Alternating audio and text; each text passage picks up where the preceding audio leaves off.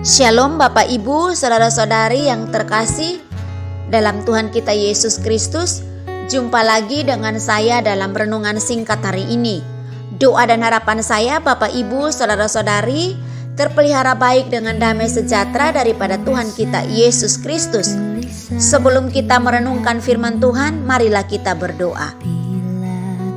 Bapa Sorgawi, Bapa yang begitu mengasihi kami dengan kasih yang abadi, kami sungguh bersyukur kembali lagi kami datang di hadapan-Mu. Kami rindu untuk merenungkan firman-Mu. Karena itu berbicaralah kepada kami secara pribadi melalui renungan firman Tuhan hari ini. Dan biarlah Roh Kudus sendiri yang menolong kami, memampukan kami untuk kami dapat mempraktekannya dalam kehidupan kami hari lepas hari. Demi Kristus Yesus yang adalah firman yang hidup itu kami berdoa. Haleluya, amin. Tema firman Tuhan hari ini adalah belajar dari Elia. Bapak Ibu, saudara-saudari yang terkasih dalam Kristus, ada beberapa poin penting yang ingin saya bagikan di sini tentang belajar daripada kehidupan Elia. Yang pertama adalah setelah sungai Kerit kering, Tuhan berfirman kepada Elia untuk pergi ke Sarfat, wilayah Sidon, karena di sana Tuhan akan memeliharanya melalui seorang janda yang sebenarnya juga hampir mati karena tepungnya tinggal segenggam hanya untuk dirinya dan anaknya, dan Elia taat. Hal ini dapat kita lihat di 1 Raja-Raja 17 ayat 7 dan 16 sampai dengan 16. Menjadi jelas bahwa sungai Kerit kering atau janda di Sarfat bukanlah sumber penghidupan bagi Elia, melainkan Tuhan sendiri. Karena itu juga kita perlu belajar di sini bahwa sumber-sumber sekunder kita terputus, entah itu usaha bangkrut, dipecat dari pekerjaan, belum dapat pekerjaan dan lain sebagainya. Ingatlah bahwa penghidupan kita tidak bergantung pada hal itu, atau jangan kita bergantung pada hal itu, melainkan bergantunglah pada Tuhan, sebab Tuhan berkuasa memelihara orang yang bersandar padanya. Yang kedua, belajar dari Elia adalah tentang ke Sarfat. Sarfat bukanlah tempat yang aman bagi persembunyian Elia, karena ia sedang dicari oleh Ahab. 1 Raja-Raja pasal 18 ayat 10 sampai ayat yang ke-16. Sarfat adalah wilayah pemerintahan Raja Etbal, mertua Raja Ahab. 1 Raja-Raja pasal 16 ayat 31.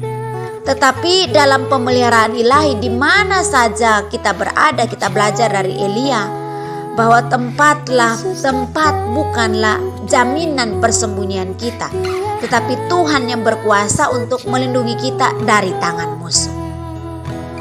Yang ketiga, belajar dari Elia.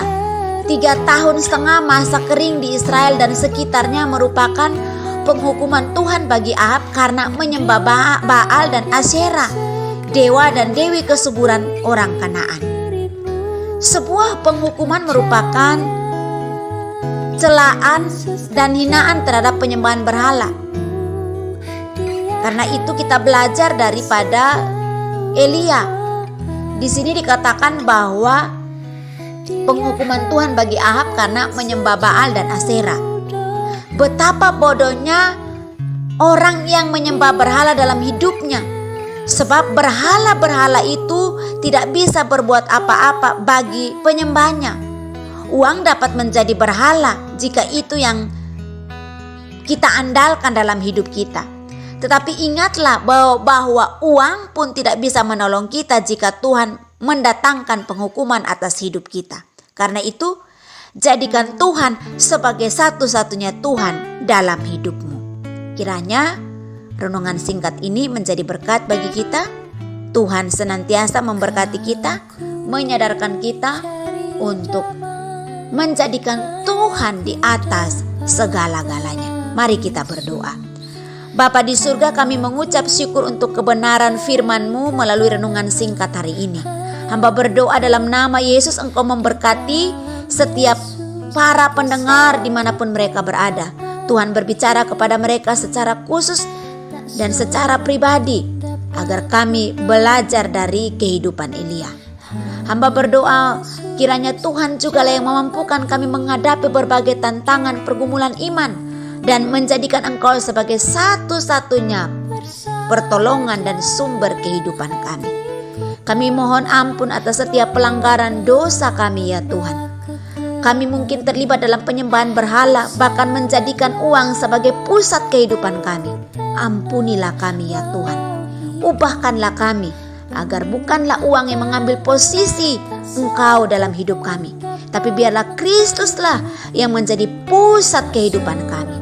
Terima kasih ya Tuhan, meteraikan benih firman-Mu di loh hati kami. Roh Kudus mengingatkan kami agar kami mampu mengerti, memahami, dan mempraktikannya. Di kesempatan hari ini hamba berdoa untuk setiap para pendengar yang mengalami pergumulan hidup, kesulitan, tantangan, kesulitan. Dalam nama Yesus Tuhan beri mereka jalan keluar yang datang daripada-Mu. Jika mereka yang sakit, Tuhan kiranya memulihkan, menyembuhkan mereka. Yang lemah dikuatkan, dan yang terikat dengan kuasa kegelapan, terlibat dalam penyembahan berhala, demi Kristus Yesus, mereka mengalami kelepasan dan kelegaan di dalam Engkau. Terima kasih ya Tuhan, biarlah kami menjadikan Engkau sebagai satu-satunya Tuhan dan Juru Selamat kami pribadi. Demi Kristus Yesus, kami mengucap syukur kepada Bapa di surga. Haleluya, amin. Demikianlah renungan singkat kita hari ini. Doa saya, Bapak, Ibu, Saudara-saudari diberkati oleh Tuhan kita Yesus Kristus. Sampai ketemu lagi dalam renungan berikutnya. Shalom.